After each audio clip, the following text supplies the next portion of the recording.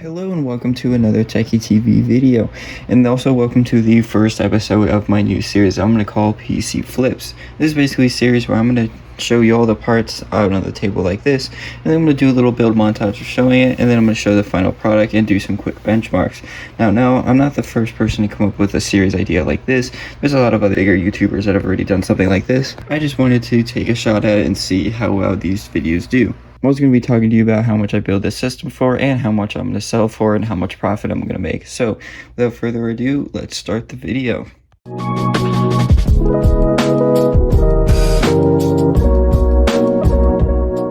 Now for the CPU, I'm actually going to be using a modern CPU, and that's the i3-10100F. I normally don't do modern CPUs because for budget flips, they sometimes aren't that practical, but I only paid $55 for this at an open box deal from Micro Center. So this is definitely a decent deal and will definitely fit into this build nicely. For the motherboard, we're going to be using the Gigabyte B460 DS3H AC.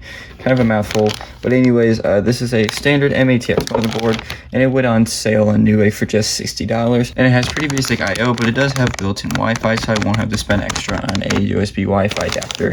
It's also got a little baby VRM heatsink right there, and it's got 4 DIMM slots, which is pretty nice. And for the cooler, I'm going to be trying out this Golden Field Z100. I bought about 3 of these when they went on sale for super cheap. I forget the exact price, but I'll have it up on the screen.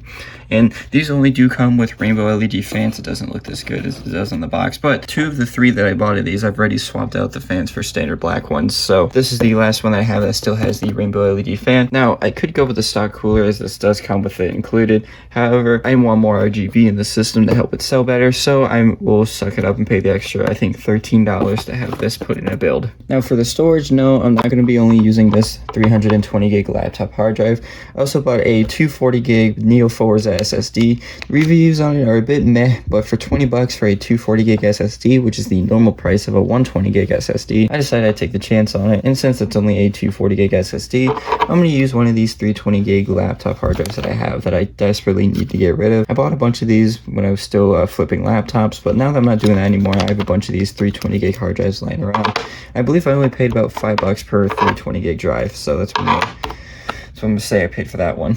For the GPU, we have the EVGA GeForce GTX 950, and the main reason I went for this one is because I got it for super cheap. EVGA B stock did a drop, and I managed to get a $40 GTX 950. Not a bad deal at all. And this is probably the best $40 GPU you could buy, and this will definitely fit very nicely into this build with the 10100F. Now for the case, you can't really see it very well, but I'm going to be using this CyberPower pre-built case that has 3 RGB fans, and the front logo lights up here and can be controlled via the motherboard, which this motherboard does have a 5-volt RGB header on it, which is nice. Someone in a Discord server that I'm in managed to hook me up with 4 of these for 20 bucks each, and so now I'm going to use it for this flip because you can't beat a case for 20 bucks. It comes with 3 included RGB fans, and I mean, it does have a little bit of front airflow, but the parts we're going to be putting in this thing are so low power that that's not going to affect the temperatures very much at all. It's not going to make this thing into a hot box. And the power supply is already installed in the case because I wanted to test fit it, but it's a Dell 460 watt power supply. The main reason I'm going with this is because I pulled it out of a Dell XPS that I made my money back on a while ago, and the power supply has just been sitting around, so I figured that this would be the perfect opportunity to use it. Perfectly fine PSU, and it might even be better than the EVGA W1 that I usually use. Now, since I'm going with a black and white theme here, and since the stock Dell cables won't reach, I decided to get some easy DIY white cable extensions. Now, these ones originally came with the RGB combs. I also got this for free, by the way, for Christmas. Now, these usually came with the RGB cable combs. However, I put those in my main PC, and I used black cable extensions on my PC. So now these are just standard white cable extensions, and will definitely look nice in this build. So now that we have all the parts here, let's go ahead and put this build together, and let's see how it turns out. Now, I haven't even started building this PC yet, and I already ran into a problem. I forgot that I broke my tripod. So now what I'm doing is I took the i3 box and I double-sided taped my headphones to right there so that I can prop up the phone. Oh, now it's not going to want to do it because prop it up like that. So that's the best as I'm going to be able to do.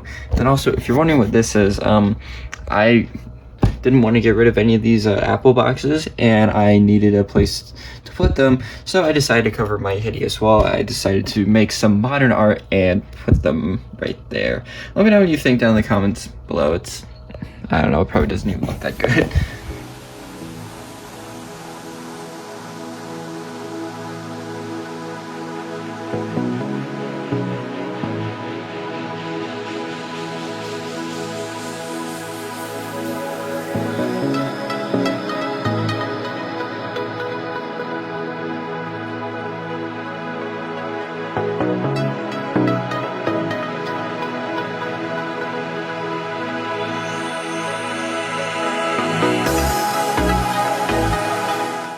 Alright, the cooler's installed, and the way that I positioned it so that the fan would be blowing air onto the VRMs. Not that it really needs extra cooling for the 10100F, but the main problem here is that this little thing it's sticking out a little too far. I mean, like, if I put in the graphics card, you can see that with the card installed, it won't touch it even if I wiggle it. So I think that's going to be fine, but I did have to bend it up a bit because it was sticking out too far originally. But I bent it up, and I was going to try to take this cooler off.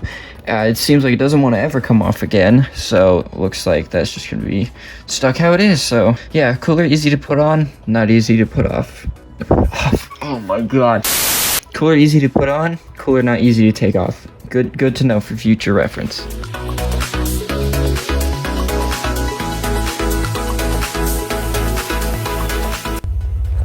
Alright, so I had to take the board out because the way that I had this cooler orientated, it was hitting the rear fan, causing it not to spin. So I had to take this cooler off, which was not fun, and this was the only way I could orientate it. If I orientated it so that the heatsink was hanging off this way, it was going to hit the RAM. If I had it orientated where the heatsink was hanging this way, it was going to hit the PCIe slot. So this is the only way I could have it to be hanging over, as you can see. Right there. Now, this was a pain to get in, but as you can see, the clip is not touching. You might not be able to see very well, but the clip is not touching the VRM, so we're good there.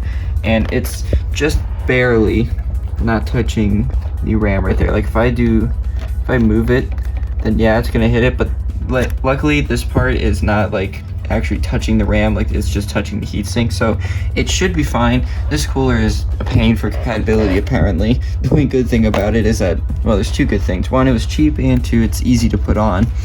But yeah, so now that we have that fixed, let's go ahead and put this thing back in the case.